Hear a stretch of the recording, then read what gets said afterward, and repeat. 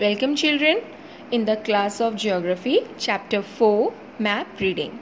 Let's start the chapter with a situation which is given in your book, that is, Shanku, who stays in Guwahati in Assam, is going to Kerala with his friends during the summer vacations. He is excited. He wants to know where Kerala is situated and how far it is from his hometown.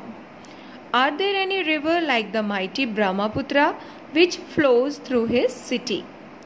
How can he get answers to these questions without going there? So the answer is with the help of map. With the help of map, we can understand or we can know the details of the places by sitting at home.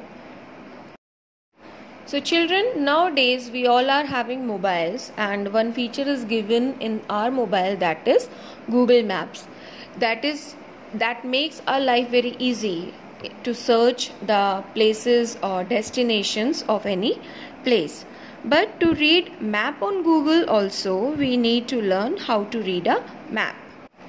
So globe and maps are two important tools of geography, and both are very useful in studying the Earth's surface, that is globe and map. To represent the Earth, we use spherical device called a globe. What is spherical? In the previous chapter, we have learned the actual shape of Earth is geoid. So we can call it a spherical shape also because it is flat from the north and south pole and bulgy from east and west sides. So children, globe is a true model of the Earth. And how we can define globe? A globe is a three-dimensional representation of the Earth rotating on its axis. Now what is three-dimensional? Three-dimensional means 3D. So it means we can view its three parts at a time, but the fourth part cannot be viewed until you rotate the globe. Children, let's know more about a globe. On the globe, there is a horizontal line which divides the Earth into two equal halves. This line is called the equator. The part of the Earth towards the North Pole or north of the equator is called Northern Hemisphere. And the remaining half of the Earth which is towards the south is called Southern Hemisphere. Earth rotates on its axis, which is an imaginary line that runs through the two endpoints, that is the North Pole and the South Pole. Children, you can see other parallel lines running from south to north and east to west, which is an imaginary line and forming a grid. Grid means it is like a graph copy which is having intersecting lines of parallel, that is horizontal and vertical lines. So that makes a grid. So these lines also make a grid on the Earth. That is, so these all are imaginary. In real, there is nothing like so, but we have drawn some imaginary lines to understand the concept in a more better way. So these lines forming a grid on the globe are known as meridian of longitude and parallels of latitude. So children, we will discuss about meridian of longitude and parallels of latitude in the next chapter in detail. Now let's discuss the importance of globe or advantages of globe. It is a true spherical model of the Earth, so it gives the idea how exactly the Earth looks like. Globe can be used to understand the main features of the Earth, as it gives a true and clear idea about the true shape and relative size of continents and oceans. But it has some limitations also, or we can say disadvantages, such as we cannot carry a globe everywhere because it is quite heavy. You cannot carry it easily from one place to another, such as from classroom to home. It is very difficult to get the details of small places on the globe because it cannot show the details such as geographical features and man-made features of any particular area. It do not give us detailed information about a place. It just give us a rough information about a place. So globe gives us a general view about either the physical or political features of the world. So hope you have understood about globe, and we will know more about globe in the next chapter in detail.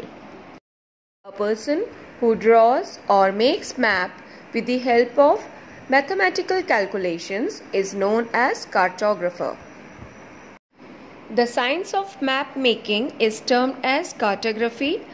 So how will we define the term cartography? Cartography is the art and science of making maps. So the history of cartography is very interesting. The earliest map was drawn on a clay tablet in 2300 BC. The earliest maps were made by the Babylonians in around 600 BC. On the Babylonians' map, the world was represented by the mathematical calculations and geometrical shapes. During the ancient times, Greek maps were dominated. Before this, people used to believe that the earth is flat, but new theory was given by the Greek philosopher that the shape of the earth is spherical, not flat. The first map created by Anaximander in 6th century BC. Later, the Greek philosopher, scholar and a mathematician Claudius Ptolemy produced maps of the world based on mathematical calculations in the 2nd century AD. During the Middle Age, Muslims and European scholars' maps were dominated, with the principle of having Jerusalem in the center of the world map and Asia at the top of the map. Jerusalem is the capital of Israel presently, and during that period it is used to be considered holy of the three major religions, that were Judaism, Christianity and Islam. In 1668, America and Australia were added on world's map. So, cartography helped us in many ways, such as it helped to locate places easily.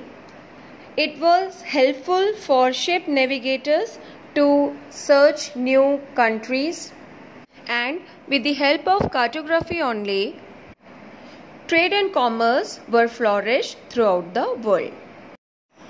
Globes can be useful when we want to study the earth as whole, but when we want to study only a part of the earth or the details of small part of the earth's surface, we use map. But it is impossible to flatten a round shape completely. So a map represents three-dimensional features of the earth in 2 dimensions on a flat surface. A map represents the whole earth or part of it on a flat surface like papers, cloth, wood, etc. So, how we will define map? A map is a flat drawing which represents a place, a part or whole of the earth's surface. Maps tells us many things about different places that are near to seas, mountains, desert, ocean, and also about the climate of the place, vegetation, precipitation, kind of people, population, languages, crops, etc. One can get many details about a place with the help of maps. Maps are drawn with the help of scale. Globe and map both have some features that makes difference between a globe and a map. A globe is a 3D dimensional representation of Earth, while a map is 2-dimensional representation of Earth. Globes cover an area in a broader form, whereas map can represent any part of the earth in detail. Globe is not very easy to carry around, while map is simple to use, can be folded and easy to carry anywhere. Globes provide details such as the capital of the country or size of continent and ocean, while maps give us minute detail about street, road, any geographical features of a particular area accurately. Maps are of various types. So when various types of maps are put together, it becomes an atlas. So what is an atlas? An atlas is a book of maps. It has a collection of different types of maps covering different types of features of the entire world, such as the physical and political features, maps of individual countries. Some maps are based on themes such as climate, wildlife, resources, etc. The first book of map collection was published by Mercator in the 16th century. It was named Atlas as its cover page had a picture of the Greek mythological giant Atlas, who is believed to support the earth on his shoulders. So children, that's all for today. In the next class, we will learn about types of maps, the essential features of maps, direction, map scale and map symbols, and what is the difference between a sketch and plan. So, bye till then.